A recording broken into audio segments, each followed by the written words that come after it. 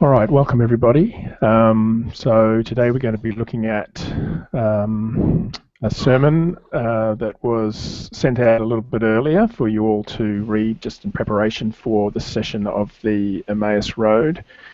That sermon being Finding Jesus in Our Midst. And so just to begin, I thought I'd just read the text from the Gospel that the sermon is based on, and then also I'll read the quote that was given from the Heavenly Doctrine from the work, the Arcana Celestia. So just reading now Luke chapter 24, verses 36 to 40. Now at their speaking these things, Jesus himself stood in their midst, and is saying to them, "Peace to you." Yet being dismayed and becoming affrighted, they supposed they are beholding a spirit. And he said to them, "Why are you disturbed, and wherefore are reasonings coming up in your hearts? Perceive my hands and my feet, that it is I myself. Handle me and perceive, for a spirit has not flesh and bones, according as you behold me having." And saying this, he exhibits to them his hands and feet. And the reading from the Heavenly Doctrine in association with this was the Arcana Celestia number 5881.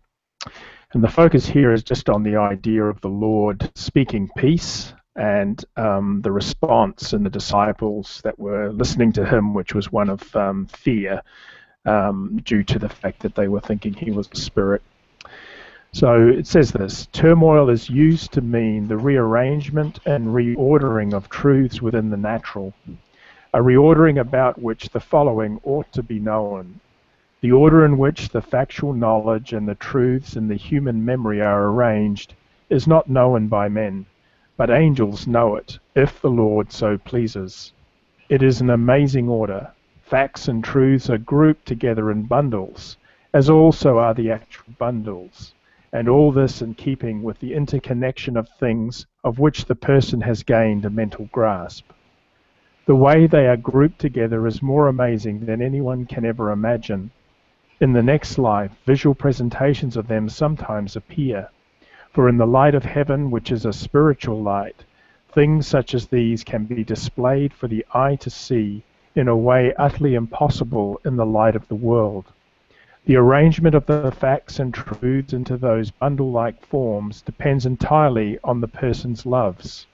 Self-love and love of the world leads to their being arranged into hellish forms, whereas love towards the neighbor and love to God leads to their being arranged into heavenly ones. Consequently, when a person is being regenerated and the good of the internal man is becoming joined to the truths of the external man, turmoil develops among the truths, for they are being rearranged into a different order. This turmoil is what is being described here, and is meant by their being filled with dismay. The dismay which comes to be felt at this time reveals itself through anxiety arising out of the change in the state immediately before. That is to say, it arises out of being deprived of the delight which had been present in that state.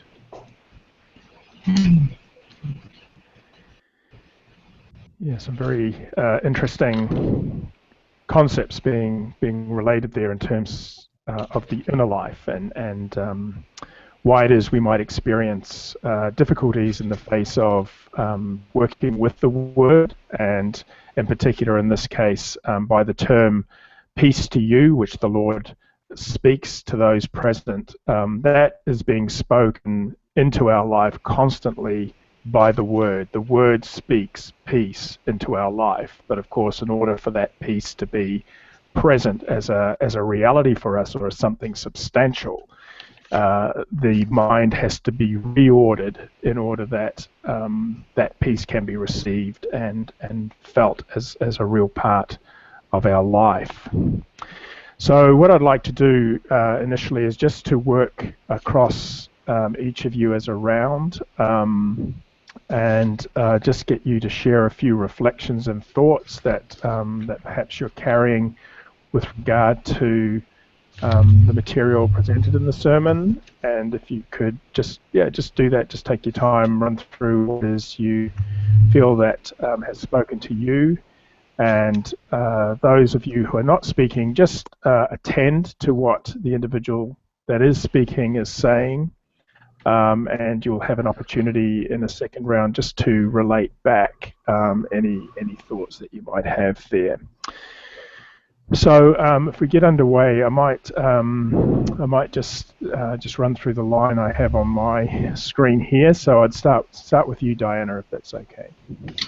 Yeah, I'm Diana Sinisvet in Pennsylvania, and the one thing that stood out for me was the talk about turmoil and what that means, and how when I have the original horrible feeling of being put upon. My ego is being messed with, and so I have this terrible feeling. And then on top of that, I have a view of it from the principal. That kicks in, and so now that sets up another turmoil. So it was like a double turmoil, and there's no going back. So I liked that talk about the turmoil. And the beautiful part where it talks about the hands and the feet. The Lord Jesus says to touch his hands and his feet, and that the hands is the power to save me, and the feet are teachings that support me to walk in what's required to live a spiritual life. I thought how beautiful that is to have that physical picture to base it on. Have questions about the use of the group. Wondering, it says in the sermon,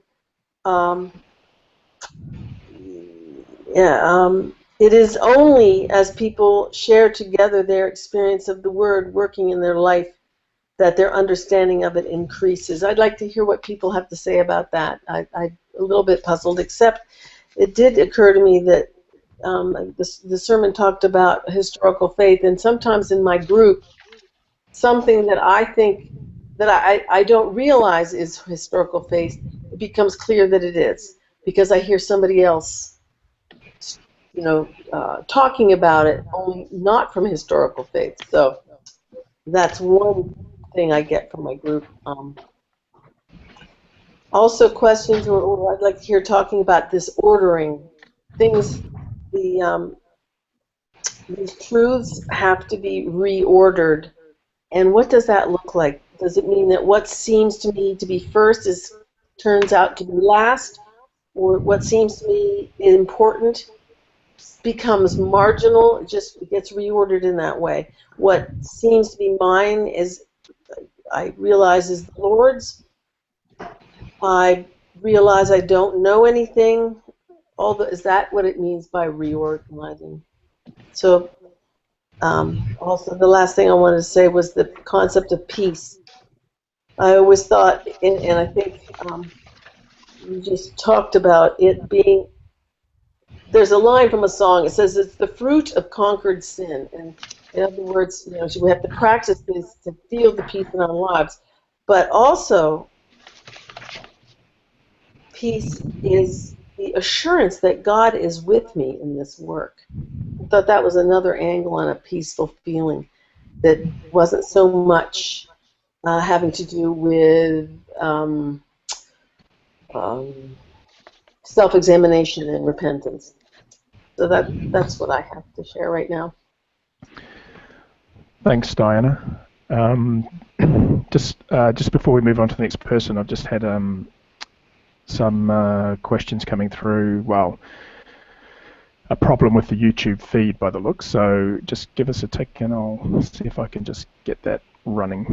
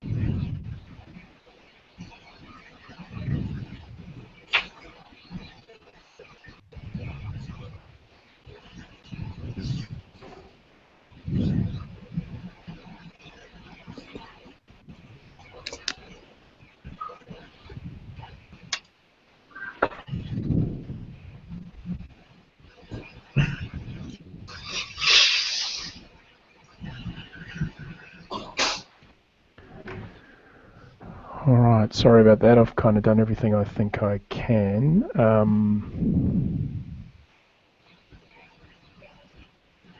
So, yep, we'll continue on and hopefully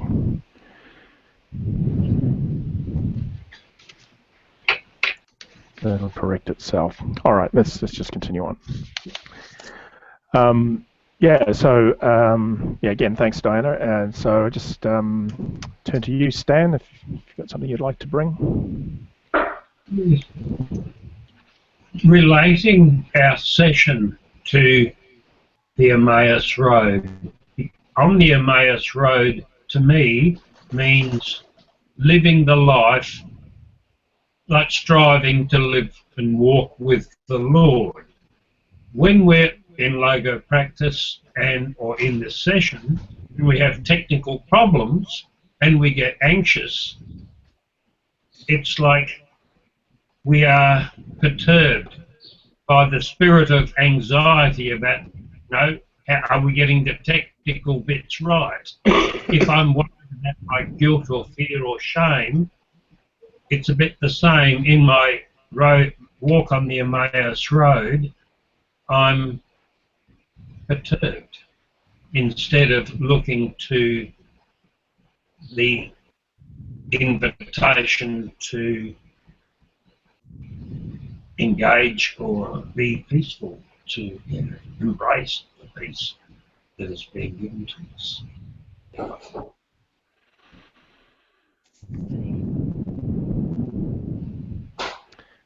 Thanks, Stan. A good illustration. A good reminder for me. You're doing as great. as I switch across screens and try and keep track of things. Yeah. Elizabeth. Well, my first thought was that in logo practice we're being challenged, and in the challenge we grow. But during that challenge we can be anxious, but the Lord comes in our midst and brings the peace.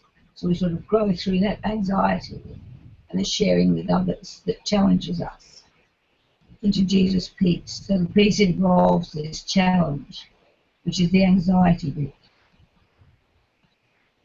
And I like the hands, as Diane mentioned too. And I always like the prayer that I say for myself and give to others.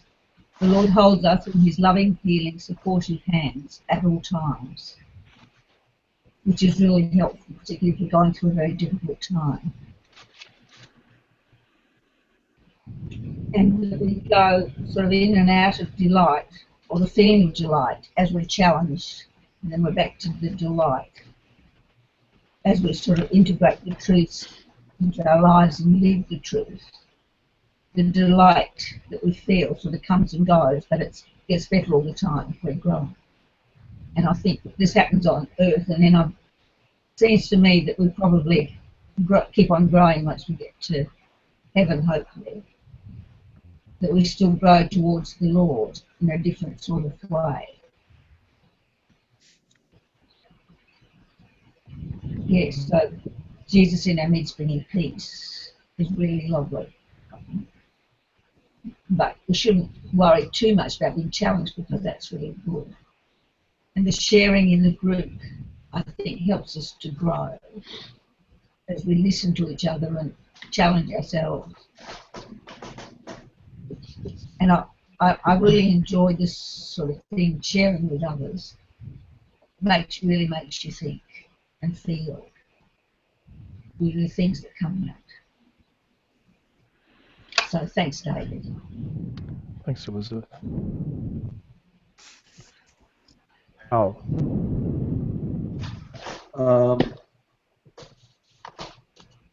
Yeah, full disclosure, I did hit the view button, kind of forgetting that obligated me as a panelist, but I think I've scrambled around and put some stuff together. I did share, I wanted to share kind of what Stan was talking about, this experience over the past 48 hours of reading the printed sermon and then listening to it a couple times while driving. So you have to, I have to think it set my spirit into a very engaged, peaceful, thoughtful, almost excited type of response to everything that I was reading. Obviously, we all love logo praxis, and that's why we're here. But the exercise became, getting back to what Stan was saying with anxiety, is the final 10-mile drive with earbuds on, listening to the sermon for a second time, happened to also be a very high traffic, lots of cars, Friday afternoon rush hour. And so inadvertently, I was noticing how I would step off from a peaceful, centered state, meditating on the Word and the lovely image of Jesus in the midst, step off from that and get right to a point of my proprium fully engaged, if not more so. It's almost like there was a rage against the attempt to reorder and apply these, this new phrase of bundled truths. So again, I'm driving, and I would have, what we call in the States a little bit of road rage, and it was just a flicker of it, enough to think, oh, this is how I normally operate, and then also the myriad judgments of the proprium, just, looking at people on the street, waiting for the bus, or doing something stupid, crossing a busy street, things like that. Interesting exercise. I did have a nice connection in terms of many times in our group, almost every time, I find that the group settles into a groove and starts out, all of us a little, unsettled and roiling a little bit. But then somewhere through the session, maybe halfway, 2/3 through, it seems to take a turn where it all of a sudden everyone seems to be speaking more, or at least mentally operating from the standpoint where we have a sense of the word. We are speaking the truths that we're learning, and we're doing the work of applying our tasks and reporting on all that.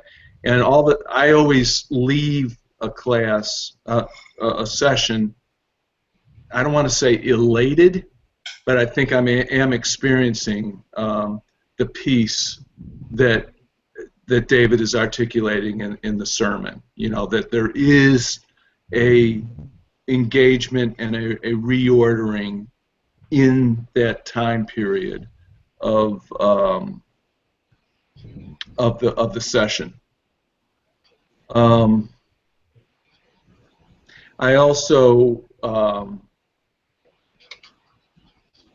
had connected with that term reasonings because it's just something I think about a lot in terms of basically understanding that truth is pure, and that the Lord is the Word, and we work this constantly, and yet when I step away from study and meditation and interacting with logo practice, I'm kind of right back out in the world at large where reasonings rule.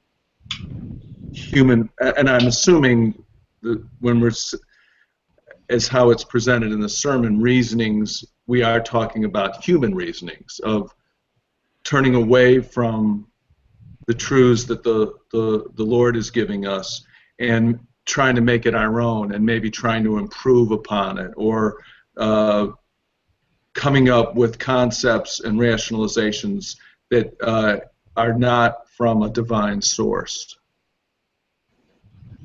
And then the final thing I ruminated on, anytime, thankfully the writings are always talking about anxiety and turmoil, because it always gets my attention. And but then I was ruminating on the use of that as a human, of if I'm going through it, and if I can steer clear of the tendency to say, geez, there's a lot of happy people out there, why can't I be constantly happy? I start to realize when I go through difficult times, negative states, depression, anxiety, turmoil, myriad confusions and stuff, ultimately when I come through that, it does become, it puts me in a state of, I'll just say, an ability to have compassion and empathy. And that's it. Okay, thanks, Hal. Mandy? Yeah, a couple of things that stood out for me.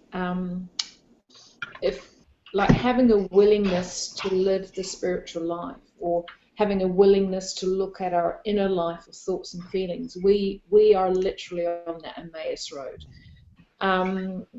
The word describes our inner world processes, and like we actually live this but are asleep to it. So working with the text brings a conscious awareness and connection to what's actually happening in our lives. Looked at like turmoil or being unsettled. That's like the truth challenging my perceived ideas of my spiritual life and the core of who I am.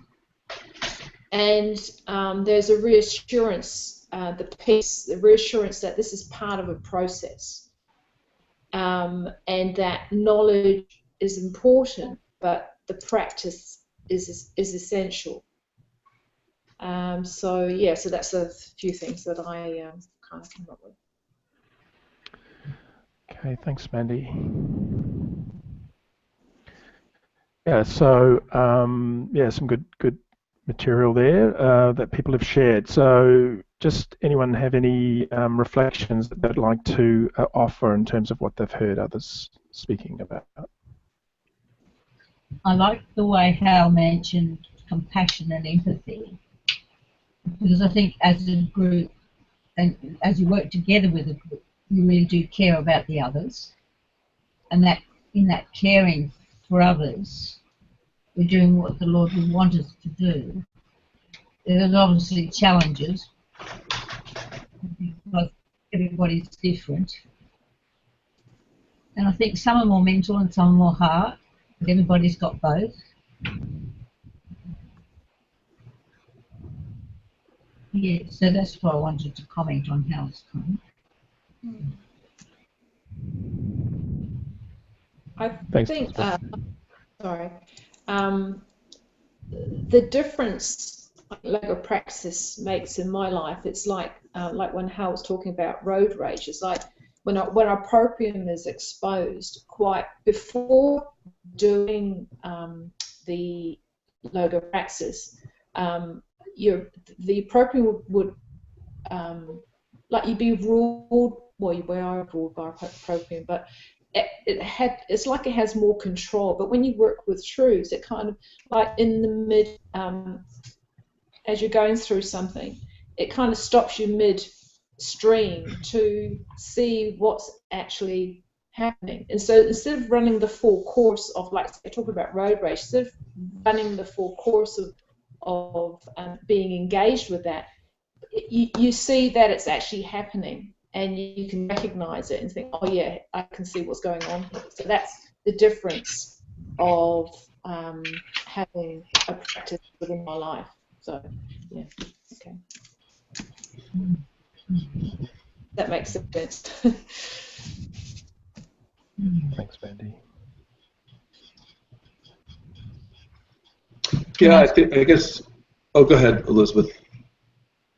That's right. No, you keep going. You haven't said anything. Oh, I was just going to say, David, if you cared to just comment a little further on I hadn't heard the doctrines talk about the concept of bundles of truths, and it's an interesting visualization. I don't know if we're supposed to visualize, but kind of made me want to run to the Modern Art Museum, and I felt like I was going in that direction. Is how do you use bundles of truths?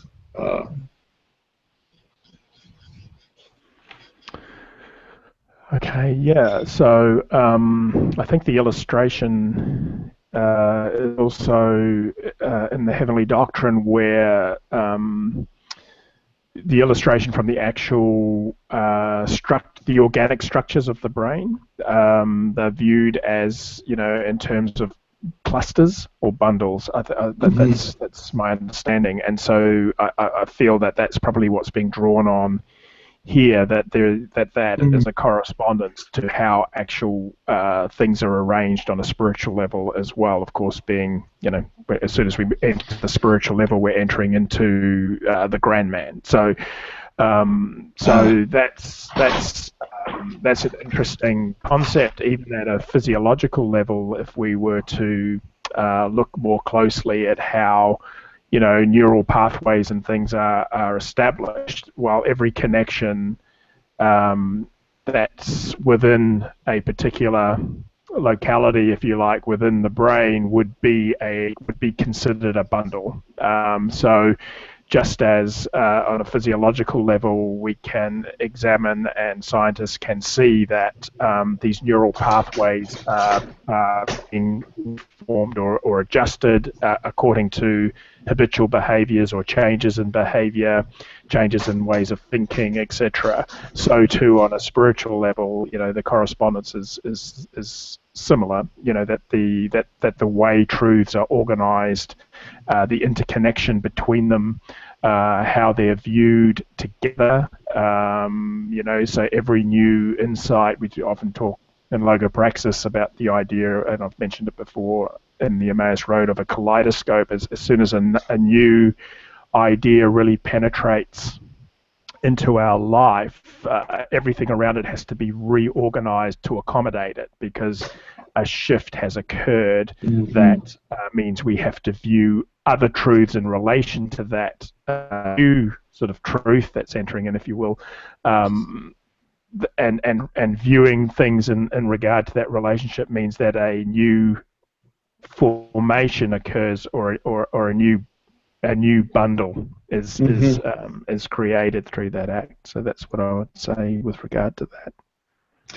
And I want to be real careful about not going off on a tangent, so stop me. But could we assume that self-examination and repentance may open up neural pathways in the organic brain? Absolutely. I think the correspondence is real. So as we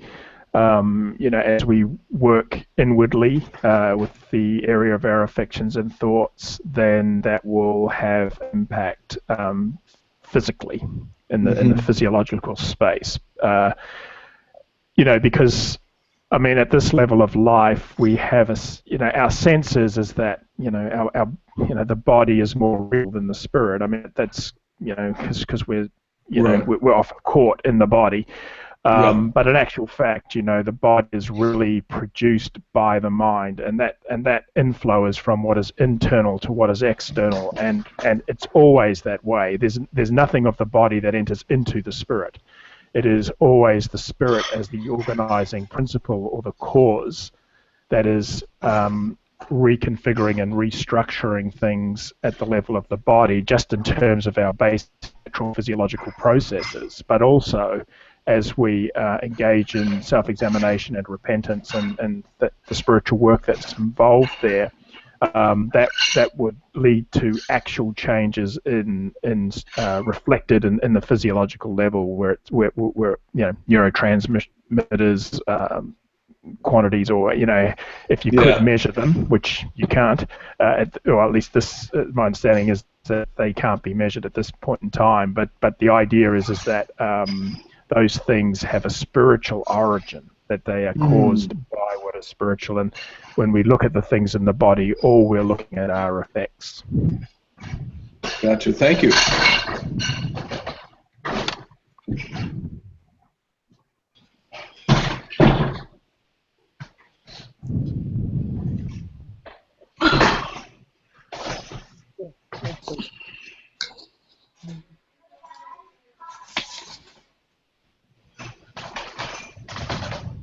David. Yes. It's Diana. Could you talk a bit more about it is as we share our experience of the Word in our life that our sense of the Lord expands? That is in a group. Okay. Yeah. Yeah. All right. Yeah. So so the whole concept behind actually meeting as a group is this idea of it's the idea of a collective person. So as each individual comes to a group, when they come together centered around their work in the Word and their experience of the Word working in their life, then that creates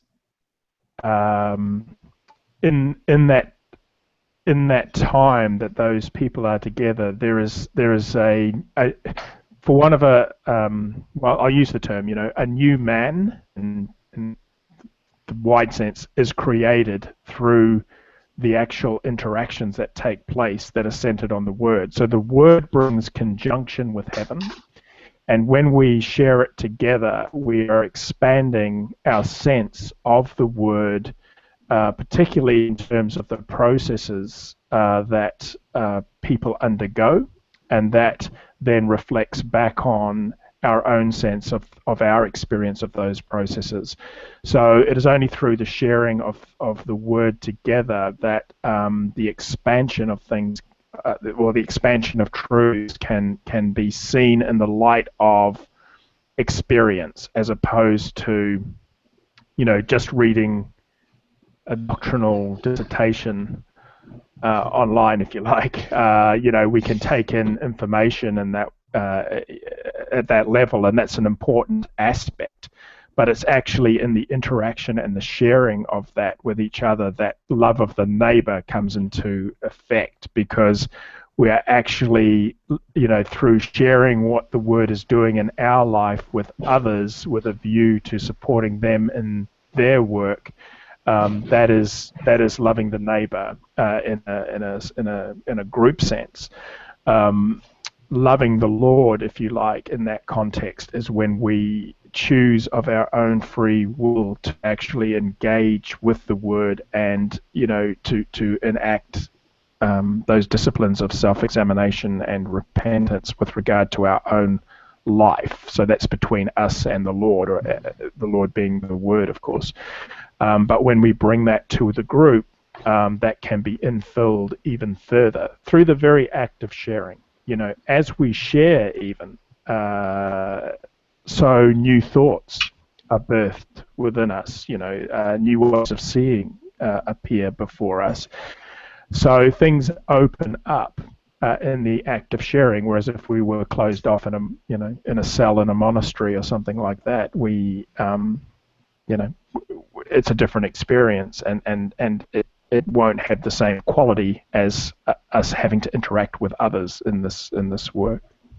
And we could interact with lots of people, but there's something I think you're saying in this group, in our life, is different. And that I kind of got it. Like when I just go through my day, I try to practice my task with all kinds of people, right? As I meet up with them and interact with them.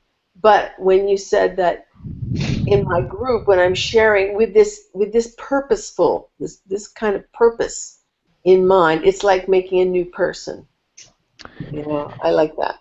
Yeah, and that new person is the Lord in our midst. That's what it is, because it is the Word. And so, like one of the things I would encourage people to do when they are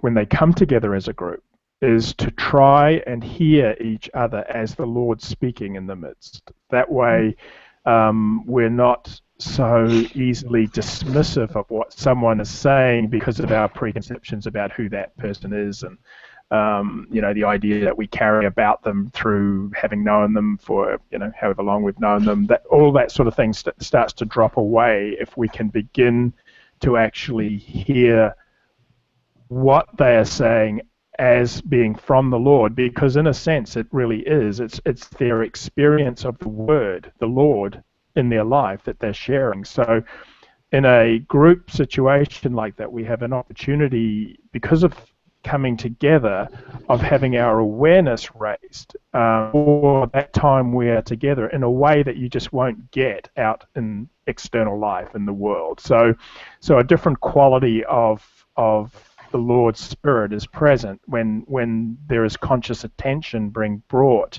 to what it is we're sharing. Now, this is one way of actually practically using the idea of removing person. So when we come to the text, the idea is that to read it spiritually, we need to be able to remove ideas of person, place, and time. As we practice that with the text, we can then extend that into our practice of being with another and being with the person who's sharing in the group in that way, removing the idea of person is to hear what they're saying as being from the Lord. That's kind of a step in that direction.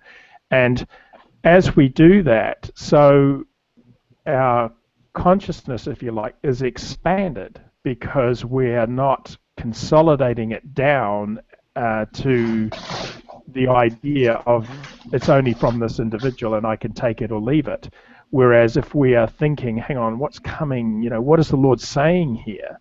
Then we are in a different state of attention and receptivity to what's coming. And that lifts the quality of the contact in the whole group. Now, if we practice that as a practice when we come together, then that will extend out when we're actually dealing with people out in the world. We will find that practice will lead to moments where it becomes active as we're talking to our employee or our boss or the person at the checkout or whatever it happens to be. But it creates an opportunity for something else to be present than would normally be present if we're just caught up in our proprial patterns and habitual sort of behaviors. Thank you. Yes. Can I say or relate the turmoil we talked about at the beginning? And I see that I have two tendencies, or I strive to limit my pride. I see a tendency to seek approval and have everyone think I'm wise. And then I have two, because I know I shouldn't be trying to look clever. So the other thing, and maybe it's related, it's like the Lord says, be at peace. That's okay, you're human as well as divine. And it's like the integration of the proprium or the worldliness with the Lord and the Word in us. That integration of the Word and the Lord in us with the world and the proprium in us. That's to me the peace, or part of the peace that we're talking about, and the release from the turmoil. Yeah, beautifully said. I think it's a case of the idea of so let's say the basic concept of suffering in the work, which is really being in touch with the turmoil that arises. So suffering in this work or experience of the turmoil or the dismay is actually a conscious act to sit with what's arising. Not in a sense of, boy, this is going to make me look bad, or this affects my view of myself. I mean, it does do that, and that's what creates the turmoil. But the thing is that it's our unwillingness to sit with what's arising and the proprium's need to cover things up so that we look like, or we can present ourselves in accordance with what our idea of being a spiritual person looks like, which really is an imaginary thing that's come out of the proprium to start with. So it's going to lead to this vicious cycle, I think, that you're talking about, Stan, in many cases where, okay, so I'm engaged in a conversation and I'm thinking, boy, this is a pretty amazing thing that's coming out of me at this particular point in time. In this, I shouldn't be doing that. So what's happened there is there's a it's a double bind. And the thing to remember is that creates disharmony, disorder. We see our pride in our own intelligence, and we think, oh, that shouldn't really be there. And so then we start to try and suppress that in whatever form or mental mechanisms that we use to do that. But really, the idea of peace comes because all we're looking at is exactly what the heavenly doctrine, what the Word says we are. And the issues arise when we're in denial of that, in effect. So if we accept what the Word says concerning the proprium, then it has no hold on us, because how can it? We see it for what it is.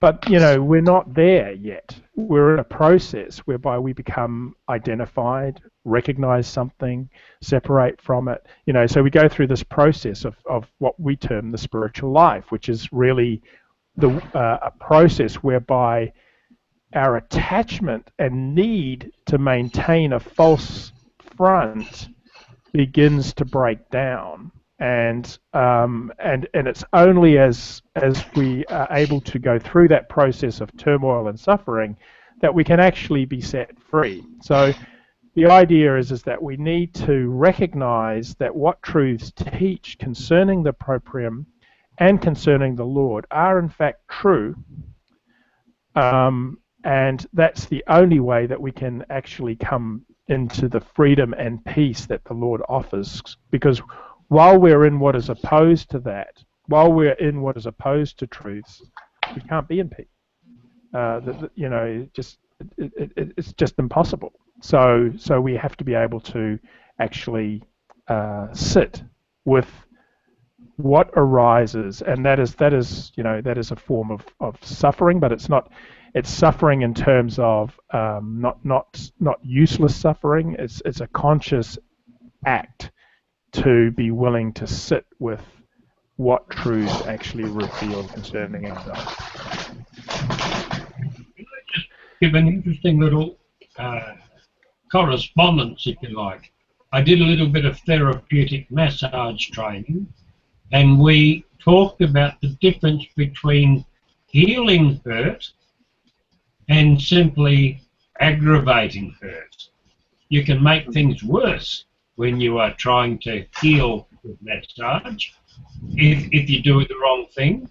But part of the therapy of deep tissue massage or something is in the experience. Part of the process of healing is experiencing, accepting the pain and going through it. That's great. It does get a good massage, I must say. Also, can I just say, it's a lovely way of using humour when you're talking about people. You usually manage to sit and smiling and enjoying the interaction. So I guess that's a compliment.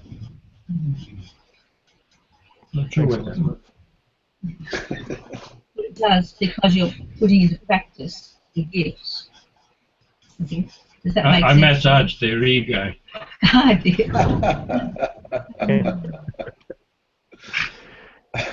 Yeah, I liked what you had to say, Stan, about the idea of integration, and the idea that it's because one of the things in logopraxis is that through the practice we bring the inner and the outer into a different relationship with each other than when there is no practice, if you like, or no awareness.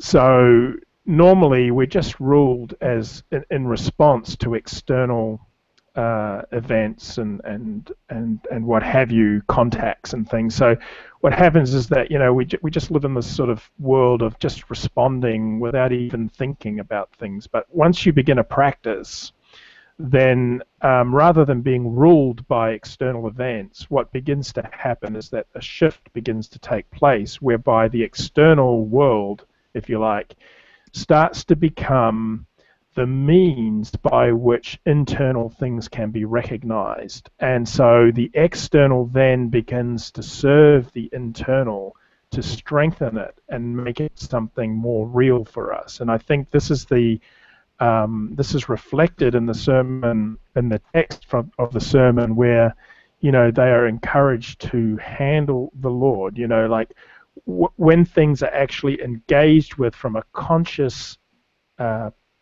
state of mind, you know, being conscious of the word, then immediately what we're experiencing externally is reformed into something different, in the sense that we stand then in a very different relationship to it than if we, you know, when we're not aware of our, you know, of our connection with higher things.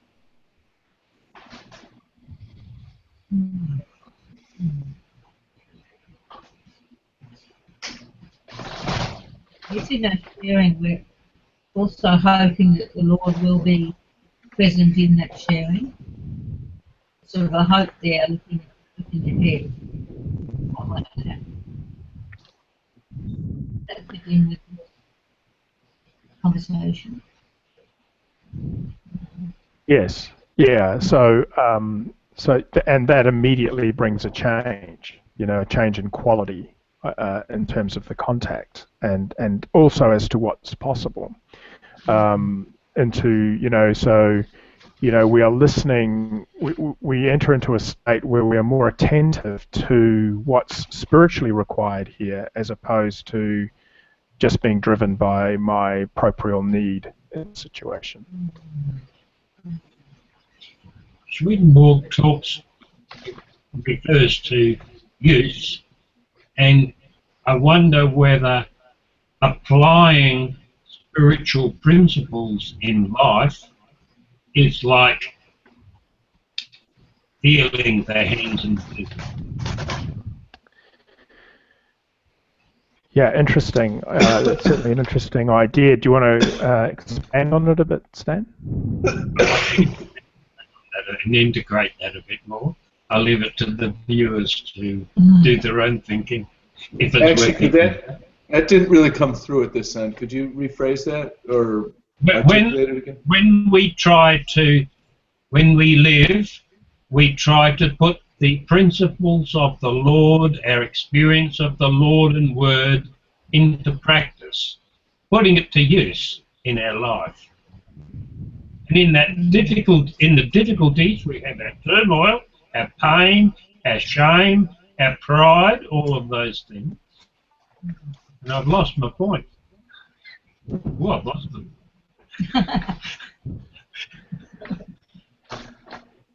Yeah, I think. So the actual. I think the main point I'd take from what you said is that it is through practice. The practice of these principles is use. It is loving the neighbour. Healing the hands and feet in this context. Right. Okay. Yeah. Yeah, I'm pretty unable to hear anything anymore. Okay. Yeah, I can hear you clearly, Diana. So a little sign came and said that the connectivity wasn't good. A little sign. Right. Okay, so that's probably your broadband connection. Oh, I think I'll move. I think that might help. I forgot. Yeah. Move.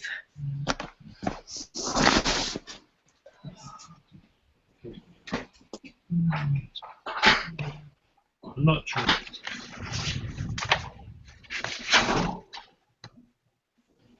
But it certainly increased the volume up here. There we go.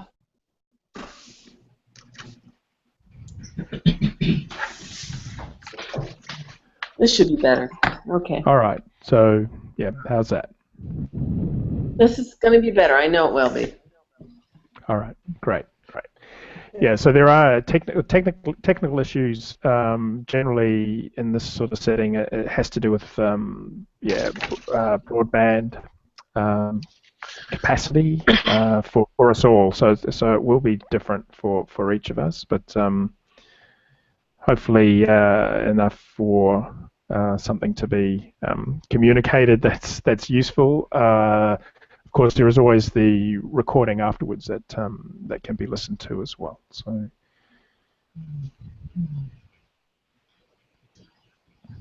We're talking about road rage. Particularly if you're running late, you sort of get frustrated when you're driving and don't drive as well as you should. I sort of tried to start thinking about the lovely song, "Be Still and Know That I Am God." And in the, "Oh Lord, do I put my trust," in this situation, because it's a real challenge just to stay relaxed if you're in traffic jam or the people do stick things around you. You not to get caught up in that. I was in the middle of porridge rage. I did suppress it, but the porridge wasn't quite cooked as much as I would have liked. I'm not a perfectionist, but I do like perfection. My idea of perfection, not yours.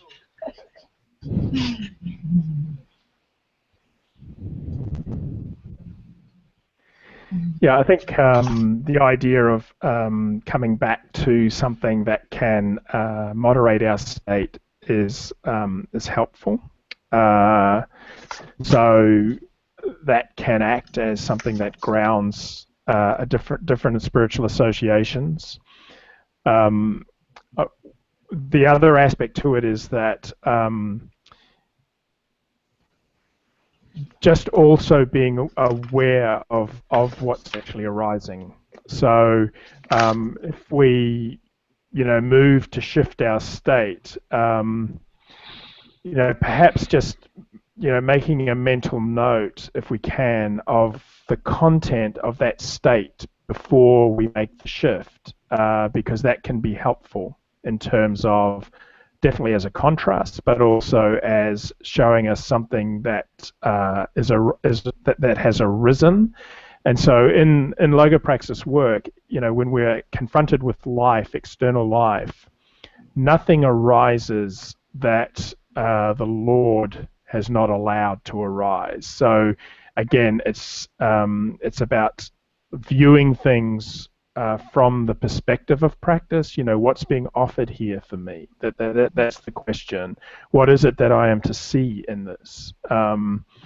And rather than being caught up in it. So we see, in hindsight, generally, if we've been emotionally kind of caught up in something, we generally have to work from a position of hindsight in order to be able to just evaluate and work with what has arisen. So it's not about getting rid of things that are arising. The question always centers around, am I attached to it or not? Because things arise all the time. Negative states always arise. They're always going to be there so long as we're working at this level.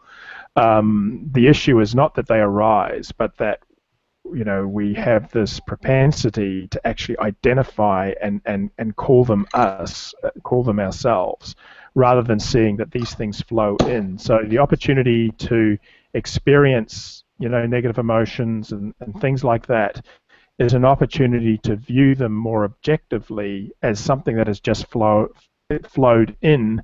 And it's when we come into a stronger understanding of that we can just see the thing arise and pass without actually being identified with it, and then in acting out as if it is us. So they're just interesting things to keep in mind in terms of our relationship to what arises in our inner world. Lately, I've also been noticing that I guess from doing logo practice for a period of time now, that there's some without a doubt familiarity with the negative states and the content of the negative states. It's almost like I'm the star of my own movie every day. It's this. I'm returning to this negative thought. And then I'll, observe it, apply a truth, hopefully move along, move out of it, and then here's another one. And even through the course of our hour and a half together tonight, they're out there. They want in. They're going to flow in, so now it's almost at a point where these don't surprise me. These are familiar. The content is familiar. The message is familiar. The visuals are familiar. Right. And yep. Turmoil as a regular state. But yeah, I guess I've got to get used to it. I guess I think Joking. We don't have to get used to it. We can call on the Lord. And I guess Yeah. with growth, Go ahead, Elizabeth. I just think we sort of grow through that if we don't sort of push it aside if we're in a negative state. We deal with it. So we actually grow spiritually, hopefully through that. And it's remembering the yoga practice work when you move away from it, put it into practice and live in the world. It's sort of using the negative things to grow through it, so sort of putting a positive or the Lord's view of it on it. You Yeah. express it. Yeah, no, that's great.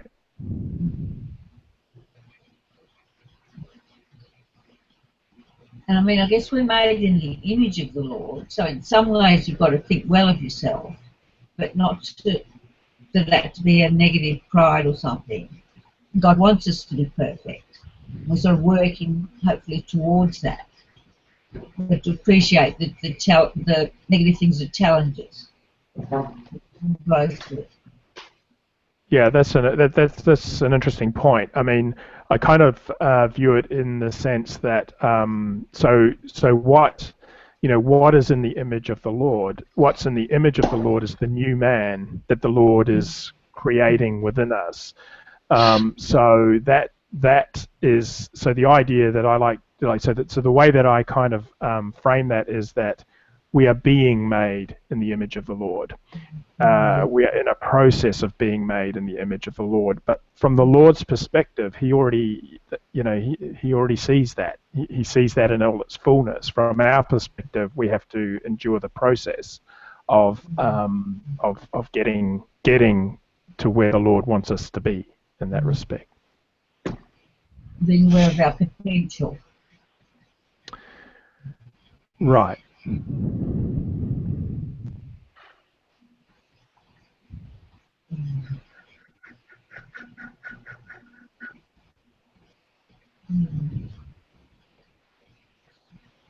I think in light of what I was just saying about the familiar, what I guess in New Church vernacular we would call temptations, but there's the familiar ones, and I'll never not take them for granted as far as the seriousness of attending to them. But then along will come one, maybe, hopefully, I mean, they're going to come along, and I think today has been one of reaching for truths such as, the Lord controls the universe. And, because we've talked about rage and turmoil, and there is that temptation to say, to fall back on the old historicals of where are you? Where are you in this picture as people struggle and awfulness, and I mean, obviously, it's Swedenborg prophesized or talks constantly about the human's ability to cast themselves into hell, and sometimes I feel like we're just headlong into that as a society.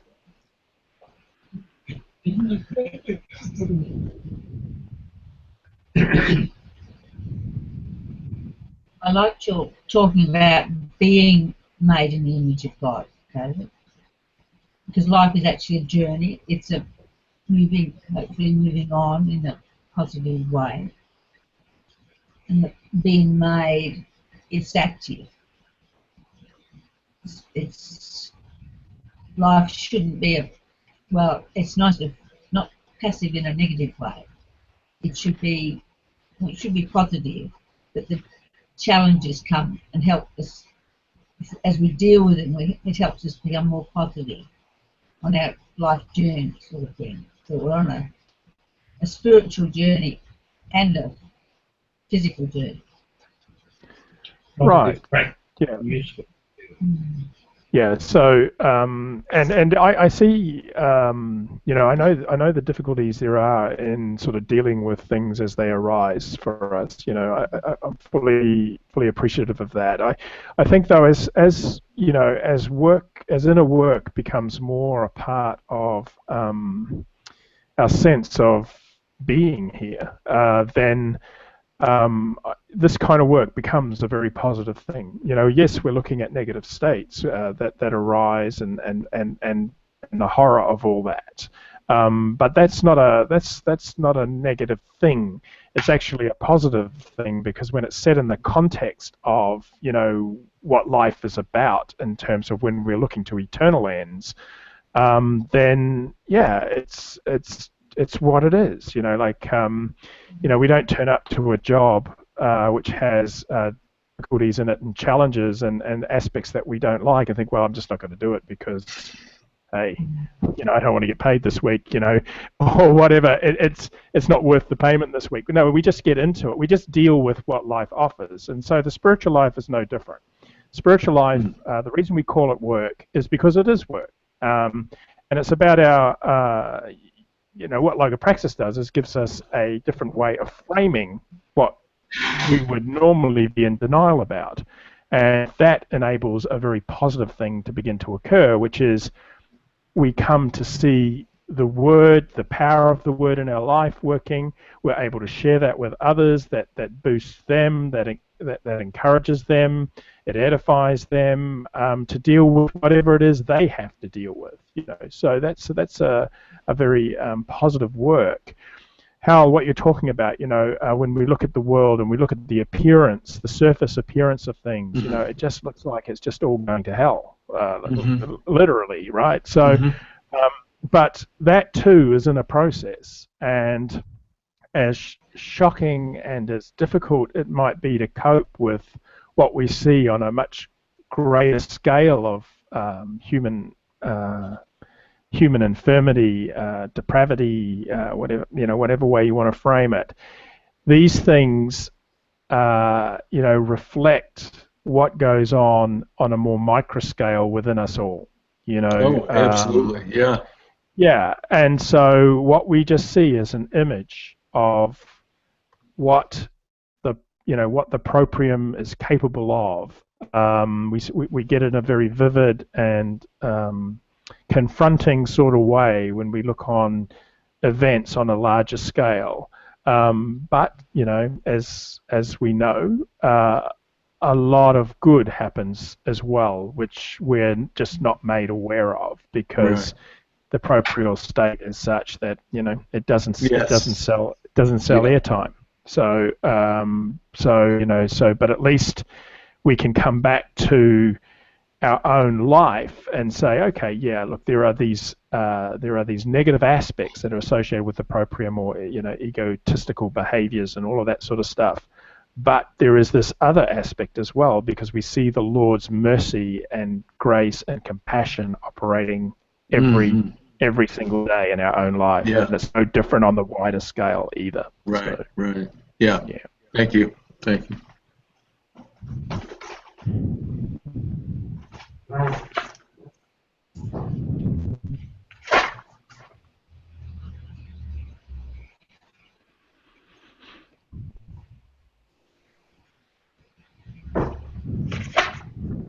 I'd like to say more about the organic changes in our brain.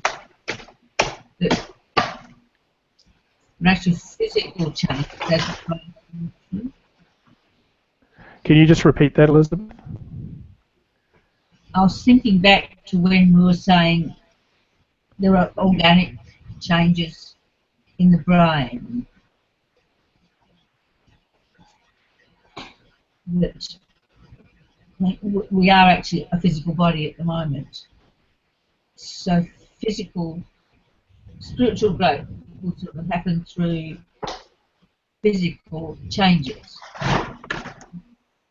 for the positive. They happen together, perhaps jointly. One affects the other. Yeah. There's the physical is the ground by which what is spiritual can be made manifest for us. And so there are, I think might have spoken about it a while back as well, the idea that in a previous Emmaus Road session we spoke about how like the physical offers resistance by which we can become aware of things. So it's, the interesting thing is that it's only when we meet resistance that we begin to reflect. That's an interesting principle, and the physicality gives us that opportunity in a way that those who are, who have passed on from the physical realm and spiritual bodies don't actually have. So it also slows processes right down. It slows things down so that we can have a capacity to reflect on what's happening.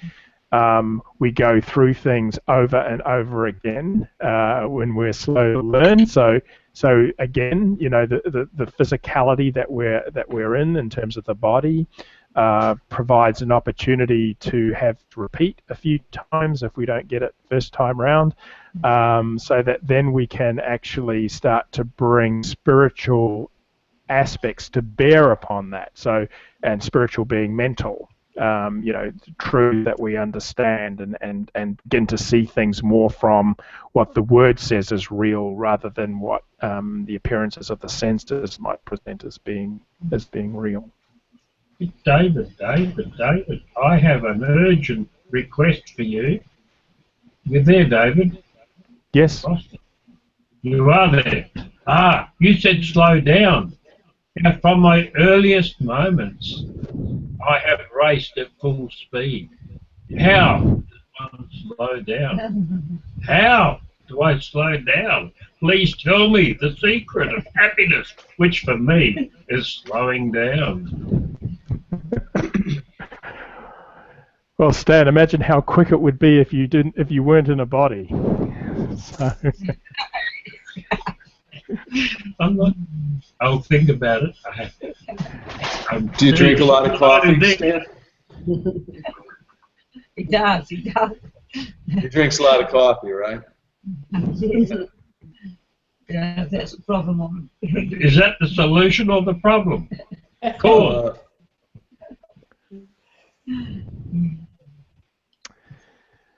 Very good. Okay, so yeah, I just open things up to any final thoughts that people might have, and then we might close off. So yeah, so anyone got any final thoughts they'd like to share? I really appreciate talk about God's mercy, grace, and wisdom. Can you repeat that, Elizabeth? You came in pretty quick. I like the way you spoke of God's mercy and grace in particular, because the Lord is gracious. He forgives us and we can grow through that. That makes sense. Certainly the word grace always really appeals to me. And the only other thing I wanted to say was to thank the panellists and also the viewers that hopefully we've all grown through the session. Thanks, Elizabeth. Mandy? I just really appreciate the fact that we're not alone, and as people share their experience, you can connect with it, knowing that yes, I go through that too, and that nothing's unconnected. Thanks, Mandy. I'm grateful for a deeper understanding and appreciation of the value of working together in a group such as this. Working together with all people at all times, but specifically and particularly in this type of situation. Thanks, Stan. Yeah, I'm grateful for things I learned tonight that put things into good perspective, and a few things that I had to add to, a few other things that need to go, I guess, on the shelf of historical faith, but that's okay. They can stay there for a while, and later they'll get infilled. So that's good. Thanks, Thanks, Diana. everybody. Thank you.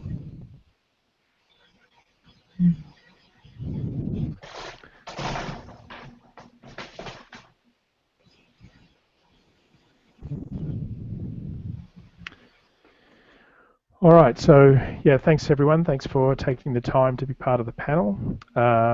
Thanks for those who are viewing via YouTube. It's been good to have you along, despite the difficulties we had at the start. So hopefully be able to iron those out a bit better for next time.